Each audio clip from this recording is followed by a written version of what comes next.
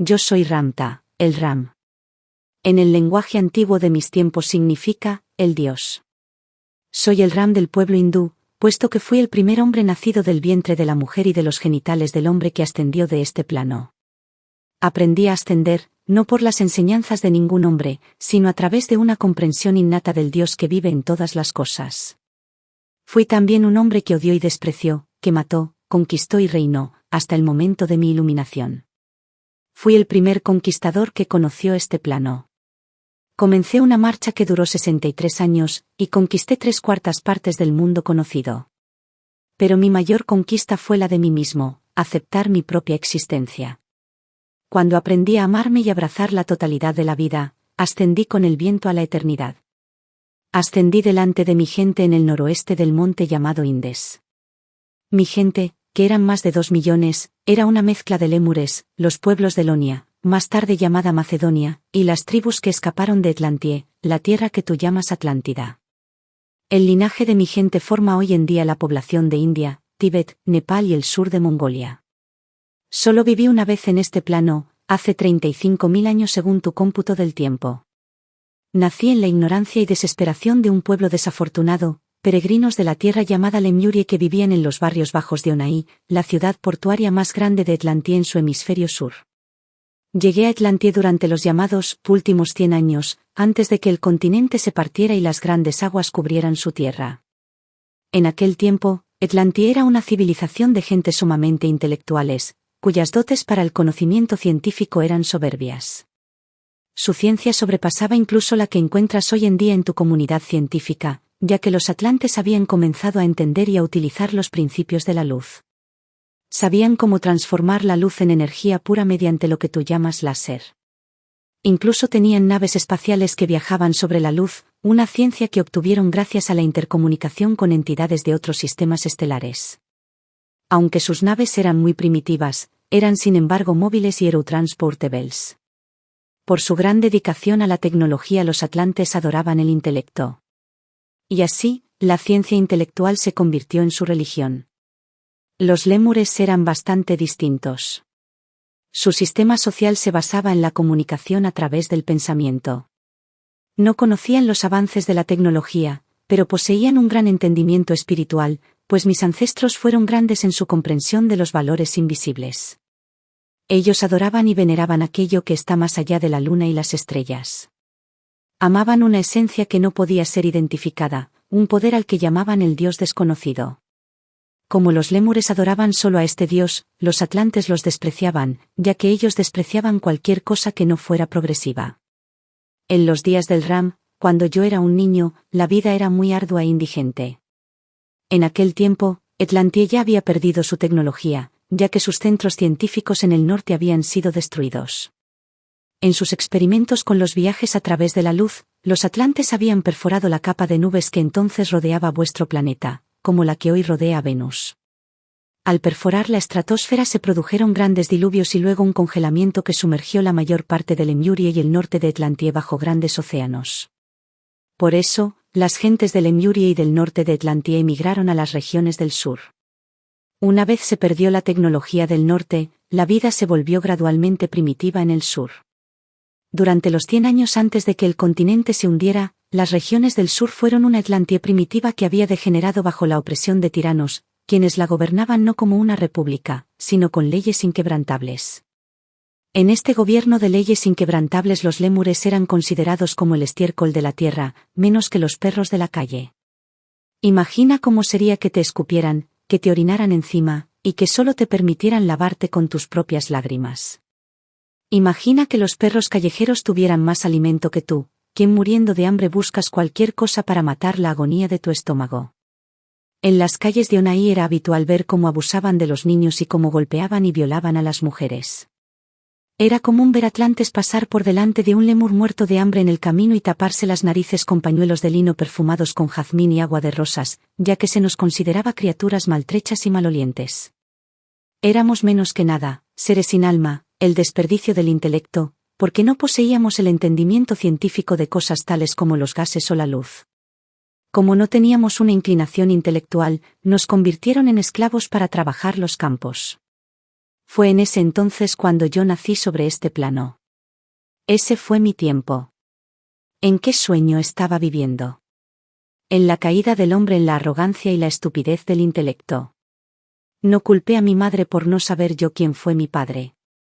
No culpé a mi hermano de que nuestro padre no fuera el mismo. Ni siquiera culpé a mi madre por nuestra absoluta pobreza. Cuando era niño vi cómo llevaban a mi madre a las calles y le arrebataban su dulzura. Después de que se la llevaran, vi a un niño crecer dentro de su vientre, y yo sabía de quién era. Y vi a mi madre llorar porque iba a haber otro niño en las calles, sufriendo como nosotros en esta tierra prometida. Como mi madre estaba muy débil para parir a la criatura por sí sola, yo la ayudé a dar a luz a mi pequeña hermana. Me arrastraba por las calles buscando comida, mataba perros y gallinas y, al atardecer, robaba el grano de los propietarios, pues era muy sigiloso. Así alimenté a mi madre, quien, a su vez, amamantó a mi pequeña hermana. Nunca culpé a mi pequeña hermana por la muerte de mi querida madre, ya que la niña le robó toda su fuerza. Mi hermana se volvió diarreica, y no podía retener lo que entraba en su cuerpo, y así ella también perdió la vida. Acosté a mi madre y a mi hermana juntas y fui a buscar leña. Las cubrí con la leña y me escabullí en la noche en busca de fuego. Pronuncié una plegaria para mi madre y mi hermana, a quienes tan profundamente amaba. Entonces prendí la leña sigilosamente, para que el hedor de sus cuerpos no llamara la atención de los atlantes, ya que de lo contrario, arrojarían sus cuerpos al desierto, donde las hienas caerían sobre ellos y los despedazarían. Mientras veía a mi madre y a mi hermana consumirse en las llamas, mi odio por los atlantes aumentaba dentro de mi ser hasta convertirse en un veneno como el de una gran víbora. Y yo era solo un niño. Cuando el hedor y el humo de la hoguera se hubieron esparcido por el valle, pensé en el Dios desconocido de mi gente. No podía entender la injusticia de este gran Dios, o por qué crearía a estos monstruos que odiaban a mi pueblo de esa manera. ¿Qué habían hecho mi madre y mi hermana para merecer la muerte miserable que experimentaron? No culpé al Dios desconocido por su incapacidad de amarme. No lo culpé por no amar a mi gente. No lo culpé por la muerte de mi madre y de mi hermana. No lo culpaba. Lo odiaba. No me quedaba nadie, ya que mi hermano fue secuestrado por un sátrapa y llevado como esclavo a la tierra que más tarde se llamaría Persia. Allí, este sátrapa abusó de él sexualmente para satisfacer sus deseos. Yo era un muchacho de 14 años con apenas carne en mis huesos y con una gran amargura dentro de mí. Entonces decidí batallar con el Dios desconocido de mis ancestros, lo único por lo cual sentía que valía la pena morir. Me propuse morir, pero con honor, y sentía que morir a manos de un hombre era una manera deshonrosa de perecer. Vi una gran montaña, un lugar muy misterioso que se vislumbraba en el lejano horizonte. Pensé que si había un Dios, viviría allí, por encima de todos nosotros, así como los que gobernaban nuestra tierra vivían por encima de nosotros. Si yo pudiera llegar hasta allí, pensé, me pondría en contacto con el Dios desconocido y proclamaría mi odio hacia él y su injusticia con la humanidad. Abandoné mi choza y caminé durante muchos días para alcanzar esta gran montaña, devorando langostas, hormigas y raíces por el camino. Cuando llegué a la montaña, trepé hasta las nubes que ahora cubrían su blanqueada cima dispuesto a batallar con el Dios desconocido. Lo llamé diciendo, soy un hombre. ¿Por qué no tengo la dignidad uno? Y le exigí que me mostrara su rostro, pero él me ignoró. Caí de rodillas y lloré con todo mi corazón hasta que la blancura congeló mis lágrimas. Cuando alcé la vista, contemplé lo que parecía ser una mujer maravillosa que sostenía una gran espada delante de mí. Ella me habló, diciendo, oh Ram, tú que estás destrozado en espíritu, tus plegarias han sido escuchadas. Toma esta espada y conquístate a ti mismo. Y en un abrir y cerrar de ojos, desapareció. ¿Conquistarme a mí mismo? Yo no podía volver hacia mí el filo de la espada y cortar mi propia cabeza, mis 7 manos apenas alcanzaban la empuñadura. Sin embargo, hallé honor en esta gran espada. Dejé de tiritar en el intenso frío, y sentí calor. Y cuando volví a mirar al lugar donde habían caído mis lágrimas, allí había crecido una flor de color y aroma tan dulce, que supe que era la flor de la esperanza. Bajé de la montaña con la gran espada en la mano, en un día que quedó grabado en la historia del pueblo hindú como el terrible día del Ram. Un muchacho había ido a la montaña, pero el que regresaba era un hombre. Nunca más fui frágil, ni fueron débiles los movimientos de mi cuerpo, era un Ram uno en todo el sentido de la palabra. Era un hombre joven con una luz terrible a mi alrededor, y una espada mucho más grande que yo. A veces pienso que fui muy lento de entendimiento en aquella existencia, pues nunca me di cuenta de por qué la maravillosa espada me parecía tan ligera, y sin embargo era tan grande que 9 manos juntas no podían sostener su empuñadura. Volví de la montaña a la ciudad de Onaí. En los campos de las afueras de la ciudad vi a una anciana levantarse y proteger sus ojos de la luz del sol para contemplar mi llegada. Pronto, todos dejaron sus labores. Pararon los carros. Relincharon las mulas. Todo se calmó. Cuando la gente corrió a mirar mi rostro, algo debió persuadirlos, pues cada uno de ellos cogió su humilde herramienta y me siguió hasta la ciudad. Destruimos Onaí porque los atlantes me escupieron en la cara cuando les exigí que abrieran los graneros para alimentar a nuestra gente. Los atlantes estaban tan poco preparados para esto que los vencimos fácilmente, ya que ellos no conocían la batalla. Abrí los graneros para nuestra pobre gente, y después quemamos Onaí hasta sus cimientos.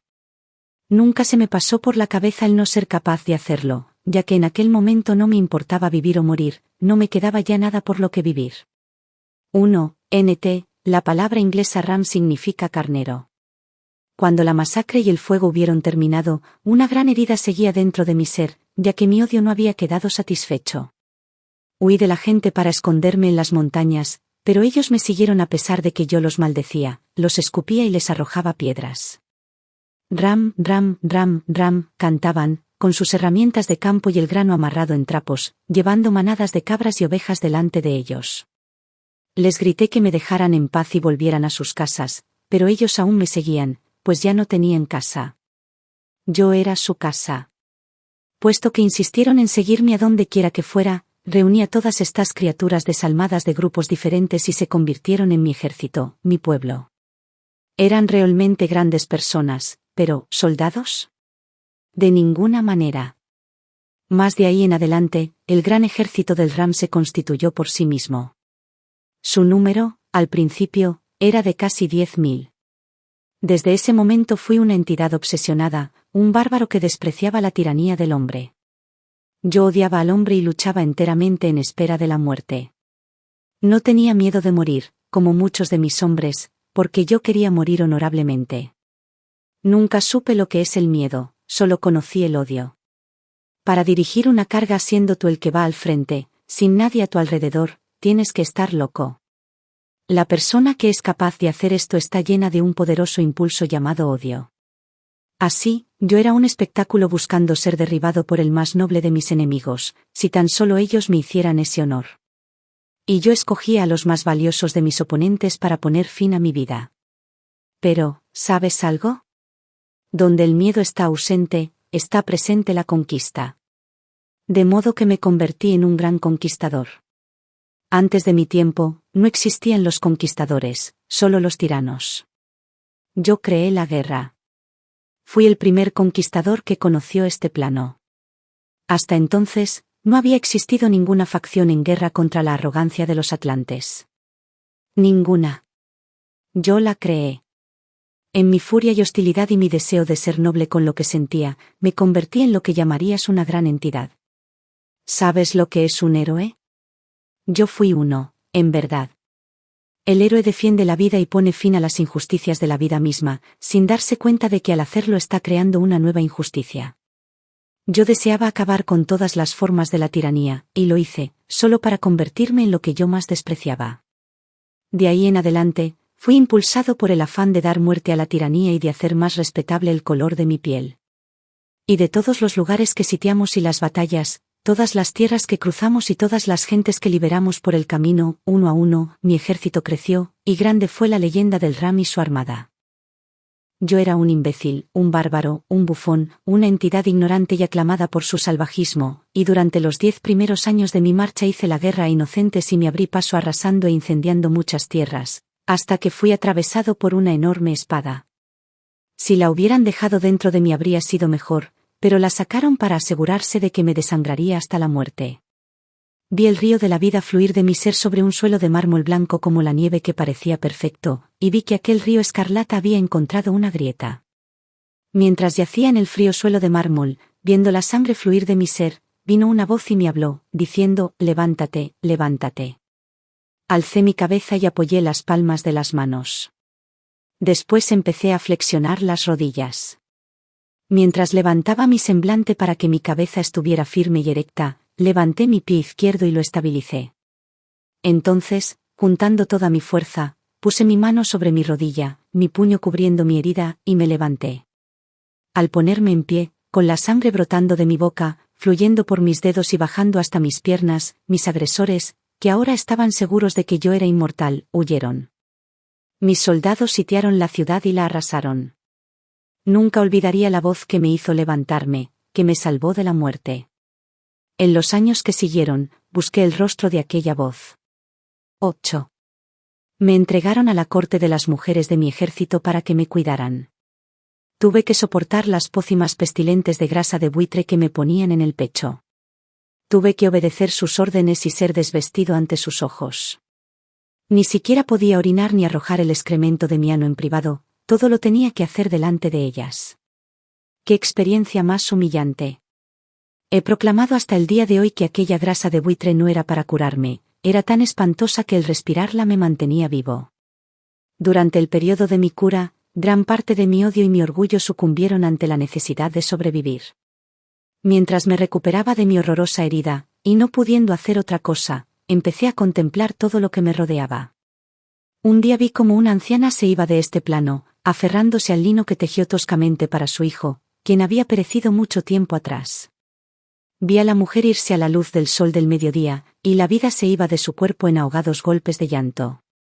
Mientras miraba a aquella anciana marchitarse en la luz, su boca se abrió en una expresión horrorizada, y sus ojos se vidriaron y la luz ya no los afectaba. Nada se movía, excepto la brisa y su viejo cabello. Pensé en aquella mujer y en su hijo muerto, y pensé en la gran inteligencia de ambos. Después volví a mirar al sol, que nunca perecía. Era el mismo sol que la anciana había visto entrar por una grieta en el techo de su cabaña la primera vez que abrió sus ojos cuando era un bebé. Y fue lo último que vio cuando murió. Miré otra vez al sol. ¿Y sabes qué? Él era inconsciente de que ella hubiera muerto. Lo miré mientras enterrábamos a la anciana debajo de un gran álamo junto al río. Mientras el sol se ponía aquella tarde, lo maldije. Lo vi sentarse sobre repisa de montañas como una gran joya incandescente. Con ojos escarlata miré las montañas color púrpura y el valle, envueltos en la niebla, y vi los rayos de la luz del sol dorar todas las cosas y hacerlas ilusoriamente hermosas. Vi las nubes, cuya palidez azul recobró vida en tonos escarlata, rosa fuego y rosado. Continué mirando aquella gran luz mientras se retiraba por detrás de montañas que ahora surgían como dientes afilados en el horizonte, hasta que los últimos rayos de su belleza bajaron por detrás de la última montaña. Oí a un pájaro nocturno gritar por encima de mí y miré a los cielos para ver la luna pálida reluciendo contra un cielo oscurecido. Se levantó una brisa, y mientras soplaba en mi pelo y secaba mis lágrimas, todo mi ser enfermó. Yo era un gran guerrero. Con una espada podía partir a un hombre en dos en un instante. Había degollado, despedazado y descuartizado. Había olido la sangre y quemado gente. Pero, ¿por qué hice todo aquello? El sol se ponía con toda su magnificencia, los pájaros cantaban en la noche, y la luna salía a pesar de todo. Fue entonces cuando empecé a reflexionar sobre el Dios desconocido. Lo único que realmente quería era entender aquello que parecía tan asombroso, tan misterioso y tan lejano. ¿Y qué era el hombre? ¿Qué era él? ¿Por qué no era más que el sol? ¿Por qué no pudo vivir la anciana? ¿Por qué el hombre, aun siendo la multitud que más abunda en este plano, la fuerza creadora y la fuerza unificadora, era la criatura más vulnerable de la creación? Si el hombre era tan grande como me había dicho mi gente, ¿por qué no era lo suficientemente importante como para que el sol se detuviera en señal de luto por su muerte? ¿O para que la luna se volviera púrpura? ¿O para que los pájaros dejaran de volar? El hombre parecía carecer de importancia, puesto que todas estas cosas seguían su marcha aunque él pereciera. Todo lo que quería era saber. No tuve un maestro que me enseñara sobre el Dios desconocido, pues no confiaba en ningún hombre, tanto había visto y perdido a causa de la maldad del hombre y su pensamiento alterado. Había visto al hombre despreciar al hombre y negarle la existencia de su alma. Había visto inocentes destripados y quemados por miedo. Había visto niños desnudos en grupos de esclavos, examinados por almas perversas que les arrancaban su vello de adolescentes, para que mantuvieran su imagen de niños cuando los violaran. Había visto sacerdotes y profetas inventar, con su odio hacia la humanidad, criaturas de gran tormento y fealdad para poder gobernar y esclavizar a las gentes con las leyes de la religión. No había ningún hombre viviente a quien pudiera tener como maestro, puesto que todos ellos tenían el pensamiento alterado, habían tomado aquello que era realmente puro e inocente, y lo habían alterado a través de su propio entendimiento limitado. No quería saber nada de un Dios creado por el entendimiento del hombre, porque si el hombre había creado a aquel Dios, éste sería falible. Fueron los elementos de la vida, los maestros más verdaderos de todos, los que me enseñaron sobre el Dios desconocido. Aprendí de los días, de las noches, y aprendí de la vida tierna e insignificante que abunda incluso en medio de la destrucción y la guerra. Contemplé al sol en su advenimiento glorioso sobre el horizonte. Contemplé su marcha por los cielos, que acababa en la esfera oeste y de ahí se iba a dormir. Aprendí que el sol, aunque era mudo, controlaba la vida sutilmente, ya que todos los que eran bravos y valientes y luchaban entre sí, cesaban su batalla cuando el sol se ponía. Contemplé la belleza de la luna en su pálido resplandor mientras bailaba los cielos, iluminando la oscuridad de maneras misteriosas y maravillosas. Vi las fogatas de nuestro campamento encender el cielo del atardecer, escuché a las aves que aterrizaban en el agua, a los pájaros susurrando en sus nidos nocturnos, y a los niños con sus risas. Observé las estrellas fugaces, los ruiseñores, la escarcha en los juncos y el lago plateado de hielo, creando la ilusión de otro mundo. Vi cómo las hojas de los olivos se tornaban de esmeralda a plata cuando el viento soplaba a través de ellas. Observé a las mujeres paradas en el río mientras llenaban sus cántaros de agua, con sus ropas atadas descubriendo sus rodillas de alabastro. Escuché el bullicio de sus habladurías y la broma en sus risas. Olí el fuego de hogueras distantes, y el ajo y el vino en el aliento de mis hombres. 9. No fue hasta que observé y reflexioné sobre la vida y su continuidad que descubrí quién era realmente el Dios desconocido. Deduje que el Dios desconocido no era ninguno de los dioses creados por el pensamiento alterado del hombre. Me di cuenta de que los dioses en las mentes de los hombres son solo las personalidades de aquello que más temen y respetan. El auténtico Dios es la esencia siempre continua que permite al hombre crear y representar sus ilusiones de cualquier manera que él elija, y que todavía estará ahí cuando el hombre vuelva otra vez, en otra primavera, en otra vida.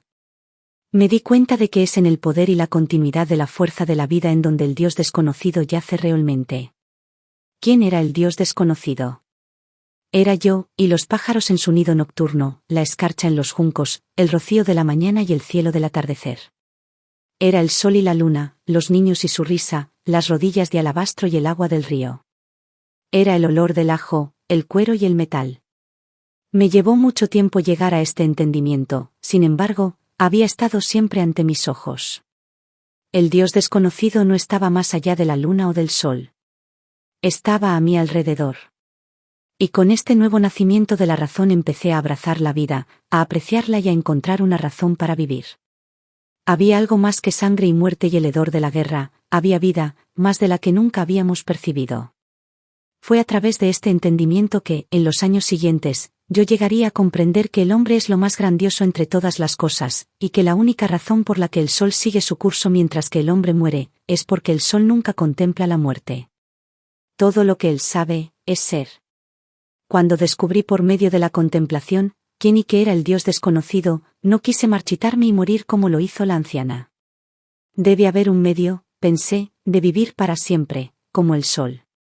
Una vez me hube repuesto de mi terrible herida, poco tenía que hacer sino sentarme en un altiplano y contemplar cómo mi ejército engordaba y se volvía holgazán.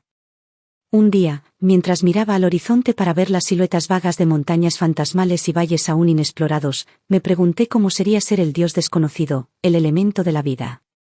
¿Cómo podría yo ser parte de esa esencia que es continua? Fue entonces cuando el viento me jugó una treta y me insultó más de lo que yo podía aceptar. Sopló sobre mi capa, que era grande y majestuosa, y la arrojó sobre mi cabeza. ¡Qué cosa más ridícula! No era una posición muy digna para un conquistador. Luego el viento hizo que un maravilloso remolino de polvo color azafrán creara una columna detrás de mí que subía hasta los cielos. Y en cuanto me distraje, el viento cesó y todo el polvo cayó sobre mí. Y luego el viento se fue soplando por el cañón, río abajo, atravesando los maravillosos huertos de olivos, tornando las hojas de esmeralda a plata. Y levantó las faldas de una hermosa muchacha alrededor de su cintura, con todo el revuelo que ello provocó. Y luego se llevó el sombrero de un niño pequeño, y el niño fue corriendo tras él, riendo sin parar. Le ordené al viento que volviera, pero solo se rió en el vendaval del cañón. Luego, cuando mi cara se volvió azul de tanto gritar órdenes, me senté en cuclillas, y él vino y sopló en mi cara suavemente. Eso es libertad. Mientras que no había hombre al que yo tuviera como ideal, el viento demostró ser mucho más que un ideal para mí. Al viento no lo puedes ver, pero cuando se echa con furia sobre ti, estás asediado. Y no importa lo grande y poderoso que seas, no puedes declararle la guerra al viento. ¿Qué puedes hacerle? ¿Acuchillarlo con tu espada? ¿Despedazarlo con tu hacha? ¿Escupirlo? Él no hará más que arrojártelo de vuelta en el rostro. ¿Qué otra cosa podría ser el hombre, pensé, que le diera esa libertad de movimiento, ese poder, y que fuera incapaz de dejarse aprisionar por la naturaleza limitada del hombre, que le permitiera estar en todas partes y a todas horas, y que, a diferencia del hombre, nunca muriera? Para mí el viento era la esencia suprema, siempre continuo, libre de movimiento, ocupando todo, sin forma ni fronteras, mágico, explorador y aventurero. Y es esta, realmente, la semblanza más cercana que existe a la esencia Dios de la vida. Y el viento nunca juzga al hombre. El viento nunca abandona, y si lo llamas vendrá hasta donde estés, por amor. Los ideales tendrían que ser así. Así que yo deseaba convertirme en el viento. Y lo contemplé durante años y años. Ese era mi ideal. Eso es lo que quería ser. Eso era a lo que apuntaban en convertirse todos mis pensamientos. Contemplé el viento y me alineé con su naturaleza escurridiza y su ligereza, con sus contornos indefinibles. Y al contemplar el viento, en la búsqueda de mi realización, en el viento me convertí. El primer acontecimiento no tuvo lugar hasta 6 años después de que me atravesaran con la espada. Cada atardecer iba a sentarme en mi altiplano solitario, miraba fijamente a la luna y su fina palidez, y contemplaba el viento. Y llegó un momento en que, para mi sorpresa, me encontré suspendido en los cielos y cuando me volví y miré hacia abajo, no sabía quién era. En un instante me di cuenta de que estaba muy lejos de la simple partícula de mi cuerpo, allí abajo en el altiplano.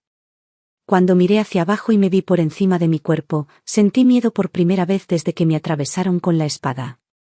Fue ese miedo lo que me devolvió a mi cuerpo. Abrí mis ojos y sentí un sudor frío y caliente al comprender que había estado en otro lugar, fuera de la prisión de mi cuerpo. Estaba en el paraíso porque estaba seguro de que me había convertido en el viento. Me arrojé al suelo y alabé a Dios, la fuente, el poder, la causa, el viento. Nunca olvidaré aquel espléndido momento cuando me convertí en la gracia, la belleza y abundante vida del viento. Y llegué a la conclusión de que lo que me permitió convertirme en eso, fue mi completa determinación de transformarme en mi ideal, manteniendo siempre clara en mi pensamiento la visión de lo que quería ser. La siguiente tarde fui a mi lugar de actividad solitaria, contemplé el viento con gozo exuberante y me convertí en nada. Lo intenté otra vez, y otra y otra. Sabía que mi experiencia no había sido simplemente mi 10. Imaginación. Había visto una perspectiva diferente, había estado en el aire como una paloma o un halcón y había visto mi lamentable yo debajo de mí. No quería nada, no deseaba nada, nada, sino el pensamiento de convertirme en esa libertad. Pero sin importar cuán desesperadamente luché, ni cuánto sudor salió de mi cuerpo, ni cuántas maldiciones siguieron, no fui a ninguna parte. Me quedé, y mucho más pesado que antes, porque era más consciente de lo mucho que pesaba. Pero nunca perdí mi ideal, ni olvidé la sensación de aquel momento cuando por primera vez miré por encima de mi cuerpo insignificante. Pasó mucho tiempo antes de convertirme en el viento de nuevo, 2 años desde la primera vez, según su cómputo del tiempo. Esta vez sucedió, no tras contemplar el viento, sino a través de un sueño apacible. Había alabado a la fuente, al sol, a la vida, al polvo de azafrán, a la luna, a las estrellas, al dulce aroma del jazmín, los alabé a todos. Y antes de cerrar mis párpados, estaba en los cielos otra vez, era el viento. Una vez hube perfeccionado la capacidad de abandonar mi cuerpo, me llevó mucho tiempo aprender cómo desplazarme a otros lugares. Sucedió un día que uno de mis hombres se hallaba en una situación muy peligrosa. Se había caído del caballo, pero su pie seguía metido en el estribo. En el momento que puse mi pensamiento en él, estaba con él, y liberé su talón. Estuve con él y le deseé que se repusiera, pero él pensó que yo era un sueño. Durante muchos años viajé con el pensamiento a otros reinos y vi otras entidades. Visité civilizaciones en el nacimiento de su futuro, y vidas nunca vistas. Aprendí a viajar en un instante, porque descubrí que donde está el pensamiento, está la entidad. ¿Y cómo conquisté a partir de entonces? Fui un enemigo imponente puesto que conocía la manera de pensar de mis rivales. Por lo tanto, me burlé de todos ellos. Nunca volví a asediar sus reinos, dejé que ellos solos se asediaran. Poco a poco, a lo largo de muchos años, y a medida que el pensamiento de transformarme en mi ideal se convertía en la fuerza vital de las células de mi cuerpo, mi alma, gradualmente, cambió la programación de cada estructura celular, aumentando la frecuencia vibratoria en todas ellas. Tan fuerte era mi deseo. Cuanto más en paz estaba con la vida, más experimentaba esa emoción en toda mi estructura física, hasta que me fui volviendo cada vez más y más ligero. La gente me miraba y decía: miren, hay una luz alrededor del maestro. Y la había, ya que mi cuerpo estaba vibrando a una velocidad más rápida, pasando de la velocidad de la materia a la velocidad de la luz. Eso es lo que hacía que una luz emanara de mi ser. Con el tiempo, mi cuerpo se fue volviendo más ligero y tenue a la luz de la luna. Entonces, una noche, llegué hasta donde estaba la luna. Ya no viajaba solo con el pensamiento, había aumentado las vibraciones de mi cuerpo hasta vibrar como la luz, y me había llevado la totalidad de mi cuerpo conmigo. Estaba lleno de júbilo y alegría, porque aquello que había logrado nunca se había oído antes. Volví solo para ver si lo podía hacer otra vez. Y lo hice una y otra vez, 63 veces antes de mi ascensión final. Se convirtió en una expectativa, como el respirar lo es para ti. Cuando me convertí en el viento, me di cuenta de lo limitado que había sido y de lo libres que eran los elementos. Cuando me convertí en el viento, me convertí en un poder invisible y sin forma, que es luz palpitante, indivisible. Así, podía moverme entre los valles y cañadas, a través de montañas, océanos y estratos, y nadie podía verme. Y como el viento, tenía el poder de tornar en plata las hojas esmeralda, de mover árboles inamovibles, de penetrar en los pulmones de un bebé o en la boca de un amante, y regresar a las nubes y empujarlas. Cuando me convertí en el viento, me convertí en la cúspide de un poder en movimiento que nunca puede ser domado, un movimiento salvaje que es libre, libre de peso, libre de medida, libre del tiempo. Cuando me convertí en el viento me di cuenta de lo pequeño e impotente que es el hombre en su ignorancia de sí mismo, y de lo grande que se vuelve cuando se extiende hasta el conocimiento. Aprendí que cualquier cosa que el hombre contemple lo suficiente, meramente por deseo, en ello se convertirá. Si el hombre se dice repetidamente a sí mismo que es un ser miserable, sin alma, impotente, lo creerá y en ello se convertirá. Si se llama a sí mismo Señor del Viento, será el Señor del Viento, como yo lo fui. Y si se llama a sí mismo Dios, se convertirá en Dios. Una vez que hube aprendido estas cosas, empecé a enseñar a mis amados hermanos sobre el Dios desconocido, la fuente de toda la vida. Llegó un día, cuando yo era ya un anciano, en que todo lo que siempre me había propuesto realizar dentro de mi ser, había sido realizado. Emprendí una marcha sobre el río Indo, y allí, en la ladera del monte llamado Indes, estuve en comunión con mi gente durante 120 días. Les insistí para que supieran que lo que yo había entendido era verdad, que la fuente de su camino hacia la divinidad no venía a través de mí ni de ningún otro hombre, sino del Dios que nos había creado a todos. Para que lo creyeran, y para su sorpresa, me elevé delicadamente por encima de todos ellos. Las mujeres gritaron y se horrorizaron, los soldados arrojaron sus enormes espadas asombrados.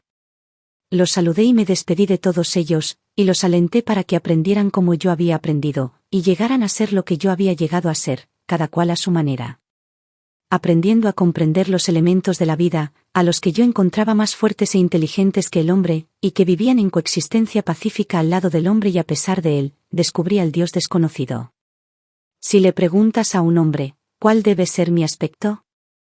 ¿En qué debo creer? ¿Cómo debo vivir? Si haces eso, morirás. Eso es una gran verdad. Ve y pregúntale al viento, dame el conocimiento, viento. Ábreme y permíteme saber, y él te transformará de verde oliva a plata, y te llevará por los recovecos de los cañones, riendo contigo, descaradamente libre. Yo fui muy afortunado al aprender de los elementos de la vida. El sol nunca me maldijo, ni la luna me dijo que yo debía ser de una determinada manera. Y los elementos nunca me reflejaron el fracaso. La escarcha y el rocío, el olor de la hierba, el ir y venir de los insectos, el grito del pájaro nocturno, son todas cosas infalibles cuya esencia es simple. Y lo maravilloso de ellos es que en su simplicidad y constancia nunca pidieron nada de mí. El sol nunca me miró y dijo, Ramta, debes adorarme para conocerme. La luna nunca me miró y dijo, Ramta, despierta. Es hora de que admires mi belleza. Ellos estaban ahí en cualquier momento en que yo alzara la vista para contemplarlos. Aprendí de algo que es constante, que no juzga, y que es fácilmente inteligible si el hombre pone su mente en ello. Por eso yo no estuve en manos del pensamiento alterado del hombre con su hipocresía, creencias supersticiosas, dogmas, y los dioses de muchas caras que debes tratar de apaciguar. Por eso fue fácil para mí aprender en una sola existencia sobre este plano, lo que la mayoría de la gente aún tiene que entender, porque ellos buscan a Dios en el entendimiento de otros hombres. Buscan a Dios en las leyes del gobierno, de la Iglesia, en una historia de la que aún les queda cuestionarse quién la escribió y por qué se escribió. El hombre ha basado sus creencias, su entendimiento, sus procesos de pensamiento, su vida misma, en algo que vida tras vida ha demostrado ser un fracaso. Y todavía el hombre, tropezando con su pensamiento alterado, prisionero de su arrogancia, continúa con esa hipocresía inquebrantable que solo conduce a la muerte. Después de ascender fue cuando supe todo lo que quería saber, porque salí de la densidad de la carne y entré en la fluidez del pensamiento, y al hacer esto ya nada me inhibía. Supe entonces que el hombre era verdaderamente, en su esencia, Dios. Antes de ascender no sabía que existiera algo semejante al alma, tampoco entendía los mecanismos de ascensión del cuerpo. Solo sabía que estaba en paz con todo lo que había hecho y con la vida misma.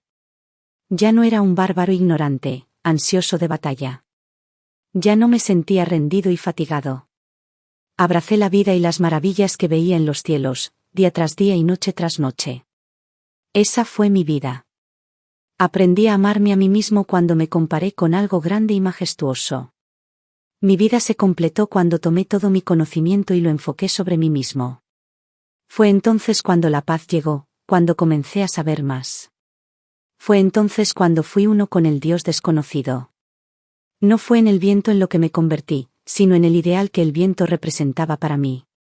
Ahora soy su Señor, porque me transformé en el principio invisible que es libre, omnipresente y uno con toda la vida. Fue al convertirme en este principio cuando entendí al Dios desconocido, todo lo que Él es, y todo lo que no es, porque eso es lo que yo quería entender. Encontré dentro de mí las respuestas que me permitieron expandirme hacia un entendimiento mayor. Yo fui Ram el conquistador. Ahora soy Ram el Dios. Fui un bárbaro que se convirtió en Dios a través de las cosas más simples y sin embargo las más profundas. Lo que yo te enseño es lo que aprendí.